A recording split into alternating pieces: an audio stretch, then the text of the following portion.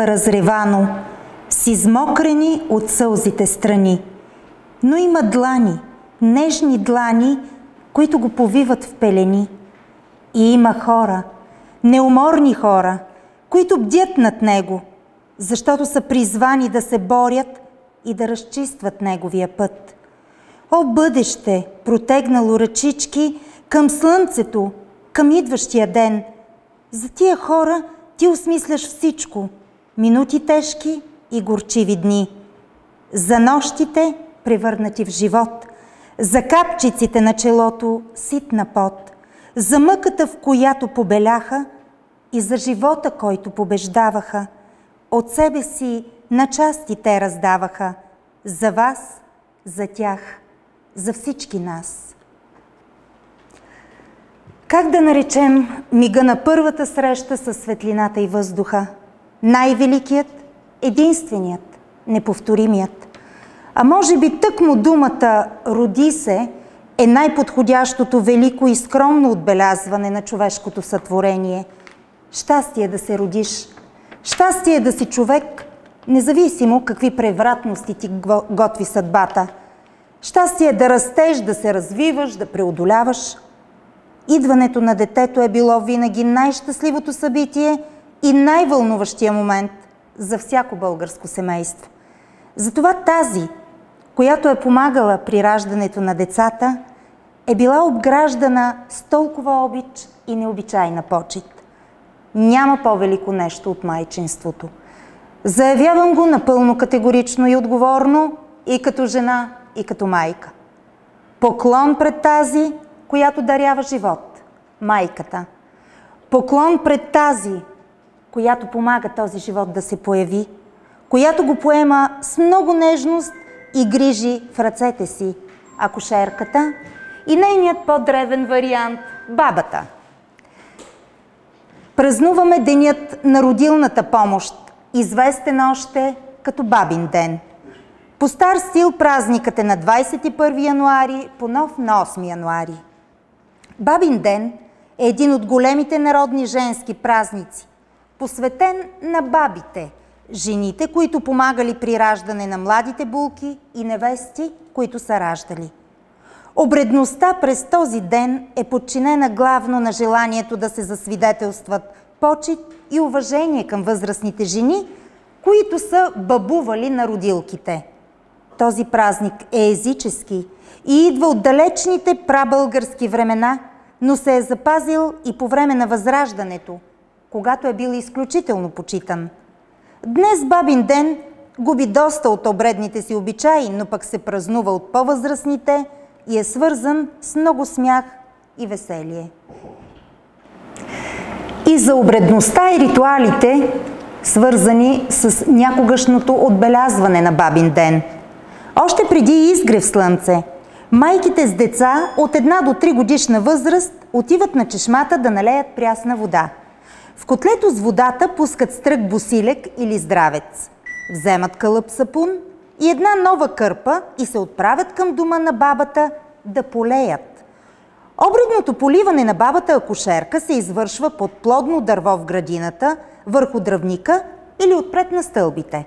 Всяка жена подава на бабата сапуна, полива вода да се измие и я дарява с пешкира, който е донесла. След това бабата избърсва мокрите си ръце в полите на невестите, да са плодовити и лесно да раждат. Бабата закичва невестата и с китка здравец, вързана с мартеничка. Често при поливането бабата хвърля с шепите си вода нагоре и подскача 3 пъти, като изрича: да рипкат децата и да станат бели и червени. Колкото капки, толкова с берекети здраве. След поливането, жените даряват бабата с ризи, чорапи, платно, които премятат на дясното рамо. От своя страна, бабата връзва на дясната ръчичка на децата, които е отродила, червено и бяло конче с сребърна монета и също им дава чорапки и риски. После измива лицето на детето, тъй като се вярва, че на Бабин ден водата, минала през бабините ръце, притежава пречистваща сила. В някои райони обичаят е майките да водят на Бабин ден децата си при бабата, докато навършат 3 годинки, за да ги благослови. Бабата има и друга важна обредна роля за майката и детето. Още след като завърши раждането, тя напълва стомна с вода, потапя в нея китка босилек и я отнася в черквата. Свещеникът освещава водата и благославя бабата. После тя връща молитвената вода при родилката, която си мие лицето и сипва по-малко в коритото на детето при всяко къпане, чак до 40-тия му ден. Периодът за пречистване след раждането. На обяд булките и невестите се събират на празнично угощение в дома на бабата акушерка. Всяка жена носи прясна погача, баница, варена или печена кокошка и бъклица с ракия или вино. Целува ръка на бабата и подава подноса с храната. Дъщерите и снахите подреждат дълга и богата трапеза, около която сядат всички присъстващи. Започва весело и буйно пиршество, придружено с песни и танци. След обеда на трапезата у бабата могат да започнат да идват вече и мъжете. От 1951 година Бабин ден е обявен за ден на родилната помощ и на акушерките и гинеколозите. Бабин ден е празникът на най-човешката радост на българина от незапомнени времена. Затова се е родил този ден, който е съхранил благородната родова памет на един древен, силен и горд народ, който като никой друг е почел хората, дарители на живота, и жената, негова създателка. На този ден, всяка година, отправяме своята признателност, любов и благодарност към хуманното дело на лекарите акушер-гинеколози и акушерките, отдали се всецяло да помагат на бъдещите майки и да бдят над новородените. Този ден е възхвала и благодарност към техния жизнераждащ труд. Един отдавнашен обичай ни задължава да отдадем дължимата почит, признателност, любов и гореща благодарност на хората в бели пристилки, които поемат в грижливите си ръце новия живот, отдали се на трудната, отговорна и благородна професия човеколюбие. Честит празник! И преди да представим нашите специални гости днес обаче, ще отправим за всички един хороводен поздрав от детски фолклорен танцов състав при читалището с ръководител Аделина Кърчева.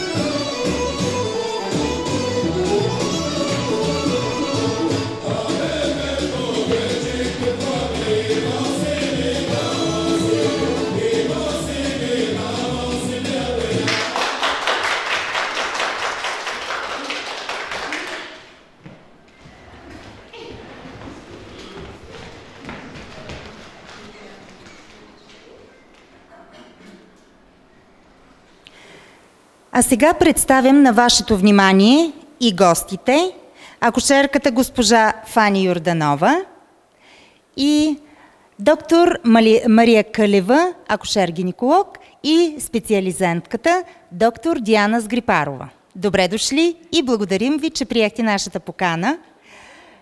Значи, събрали сме на едно място миналото и съвременното състояние на тази специалност в медицината. Но тъй като говорихме за традициите от миналото, предлагам най-напред да пресъздадем ритуала, който е свързан с този ден.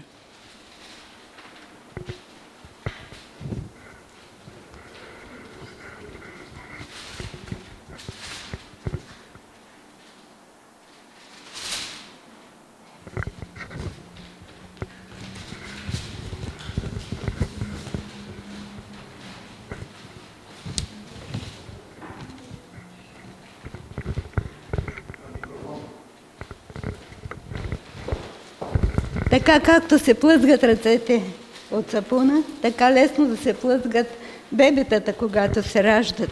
Да са здрави и силни като чимшира, буйни като червеното пенливо вино, сладки като меда, червени като розата, да се обичат като гълъбите, да се размножават като просото и да остаряват като стара планина. И нека се раждат много и здрави бебета в България, както по наше време стигаха раждаемостта 1200-1300 раждани. Да има здраве. И да има хора, които да помагат да се раждат децата по-лесно. Лекари, акушер-гинеколози и хилядите акушерки и всички работещи. На всички искам да пожелая честит празник, на всички акушер-гинеколози, на всички акушерки и другите работещи в АГ отделение и да завървят пътя си спокойно и с много успехи, да нямат проблеми в цялата им практика и да бъдат благословени по Божиите пътеки. Ако вървите, Бог ще ви помага. Това съм сигурна.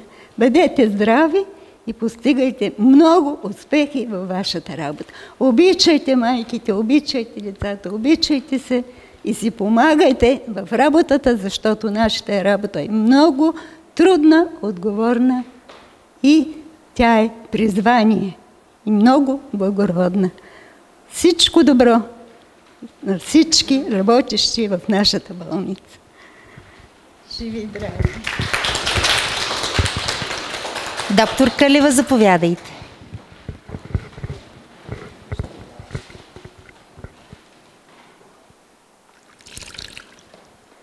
Така както се плъзга сапуна в ръцете на акушерката, така да безпроблемно и гладко да прочичат всички раждания, да има само здрави бебета, здрави родилки, все повече бебета да се раждат в нашата страна и всичко да е на добрата страна. Много здраве, щастие. Амин. Амин.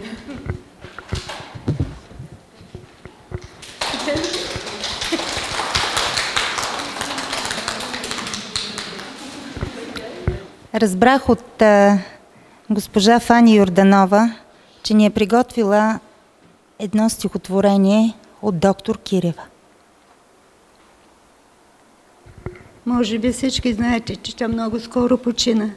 И много искам да прочета нейно стихотворение «Дежурство». Нощ дълга в родилна зала, професията трудна. С моите ръце и ум човешката съдба аз трябва да реша. С какво да променя? Жената в пристъпи от болка изохква и изплаква, а времето тече. Дете в тази нощ очаква и гледа в моите ръце. Не е тъй лесно, веднага аз да отсека. На мене ми е ясно, но с нея трябва да се разбира и убедя, че раждането е опасно, че риска за детето е голям и трябва да се действа ефикасно. Акушерки две с мене дежурят, те чакат моето решение. Да, ще оперираме. Изпишете кръв, жената да подпише листа, кислород и дайте да подиша. Екипът вече е дошъл.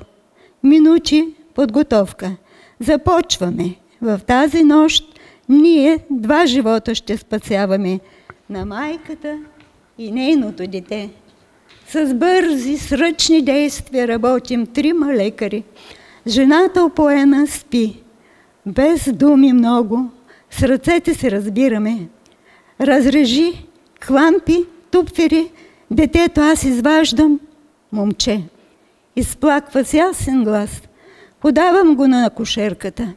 Сега за майката работим с конци, игли и шевове. Справяме се, спасяваме и нея. Затваряме. Жената диша сама. Докладва анестезиолога. Отново чувам плача на детето и радост в моите гърди напира и гордост в моята душа. Доволна, аз благодаря на целия екип. Щастливи да са майка и дете. Амен, дългът отново ме зове. Нейна памет.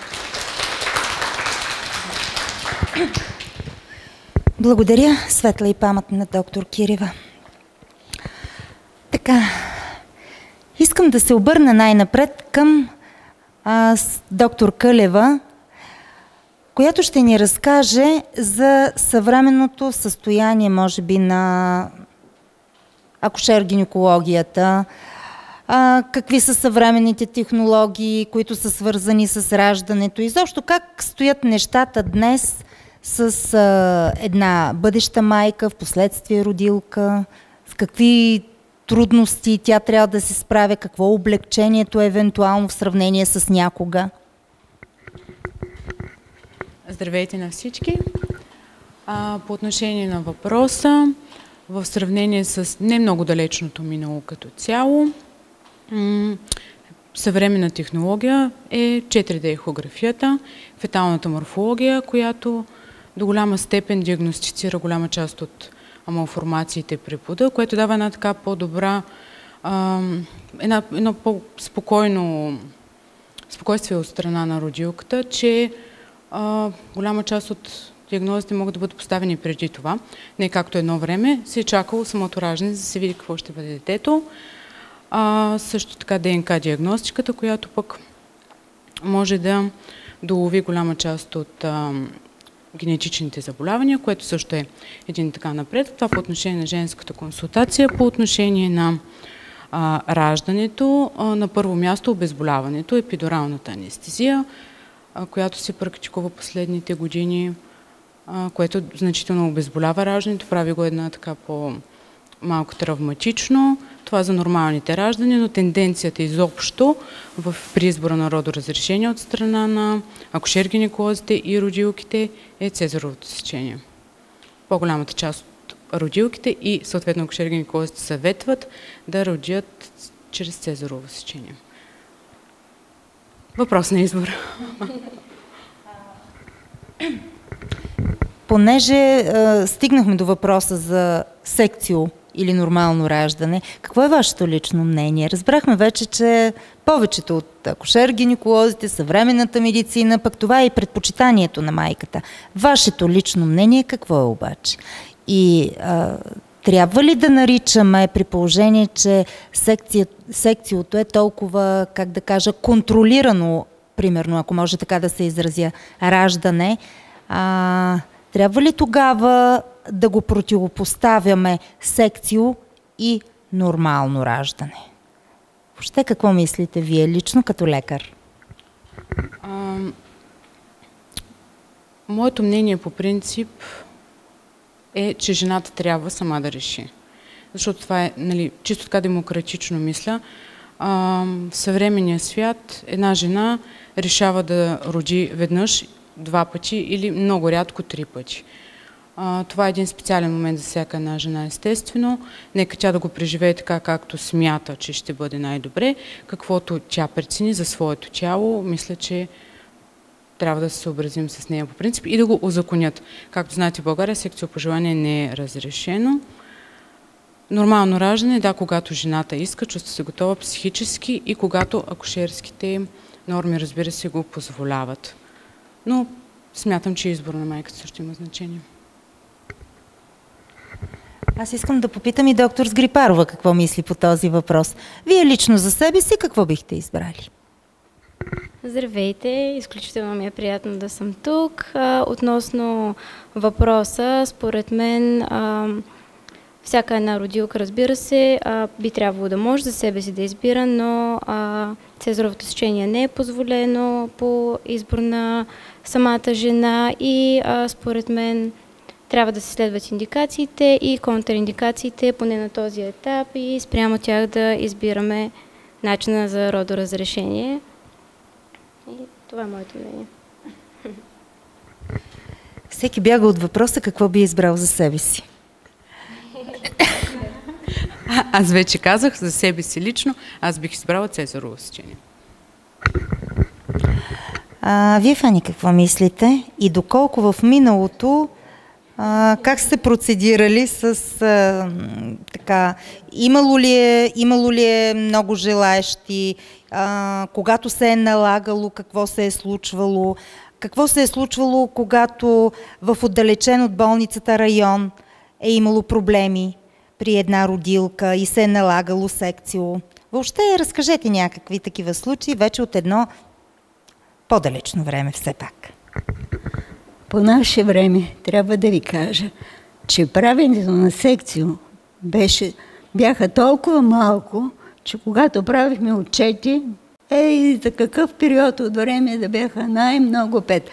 Сега си мисля, че са прекалено много и не трябва да слушаме дали иска временната да се направи секцио или не. Само по индикации. Според мен е така. Защото това не е нормално раждане. Те мислят, че болка няма да има. Но не е там проблема.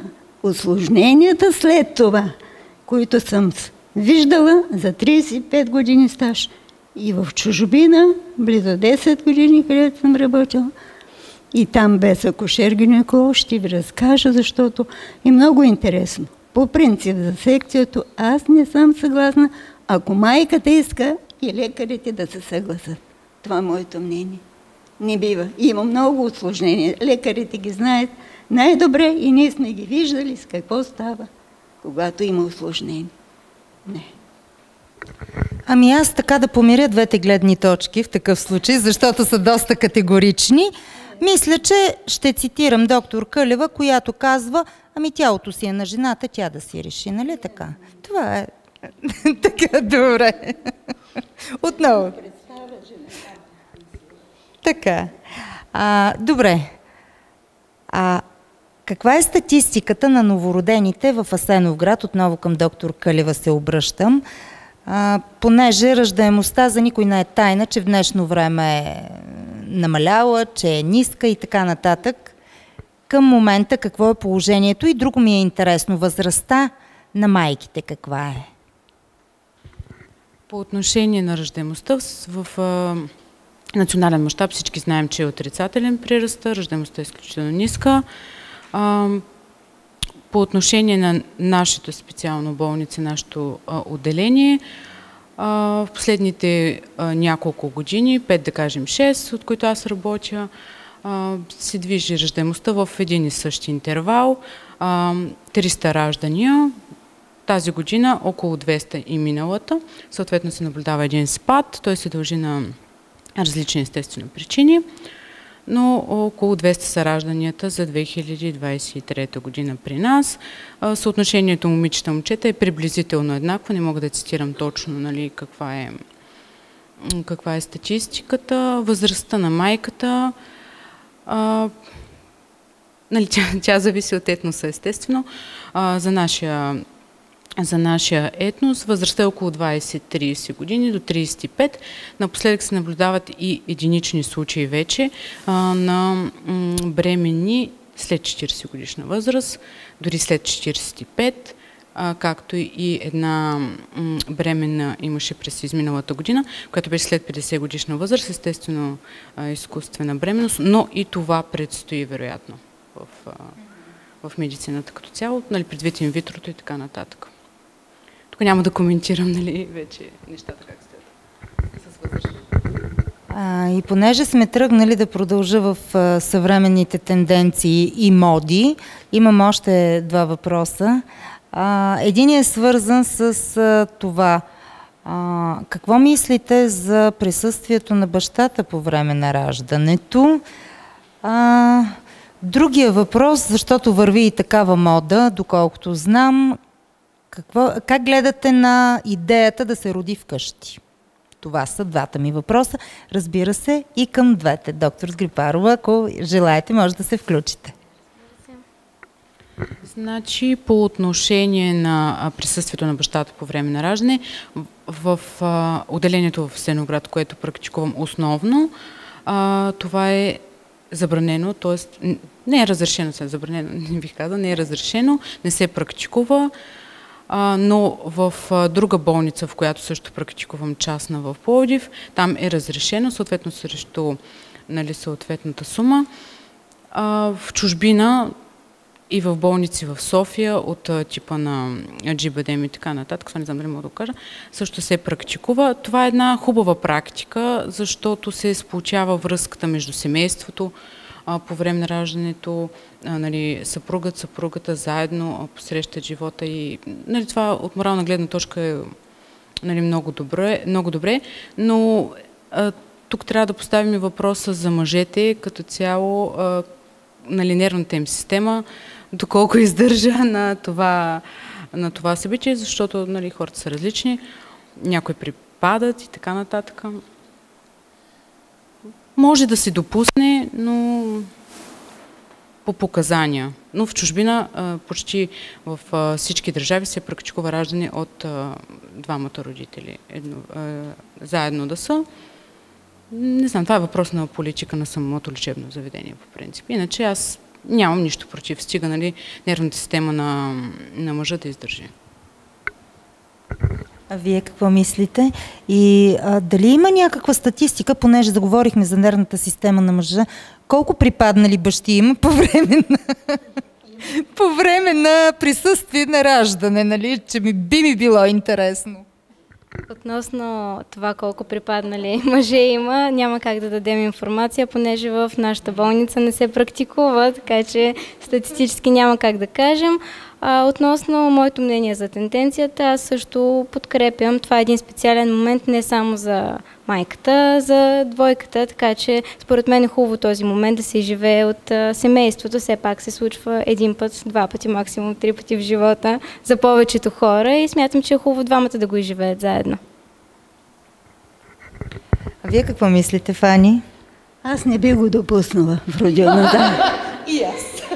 Аз родилката ли да гледам? Родилката ли да гледам, него ли да гледам? Има моменти и такива случаи. Знаят ги лекарите какво се случва в родилна зала. Той няма да издържи. И не бива да е там. Според мен е така. Аз не би го търпяла в родилна зала. Значи, единственият случай, при който баща присъстваше на раждането, беше на една наша колежка акушерка за второ нормално раждане, но нейният съпруг беше специализант по акушерство и гинекология. Това е единственият. Той издържа, нали? Нямаше проблеми. Да допълня. Допуснах само доктор Червенков, когато раждаше жена му, първият син, и доктор Отонов. Той тогава беше на стаж и аз трябваше да вода раждане. Това са двамата мъже, които съм пуснала в родилна зала. Така е.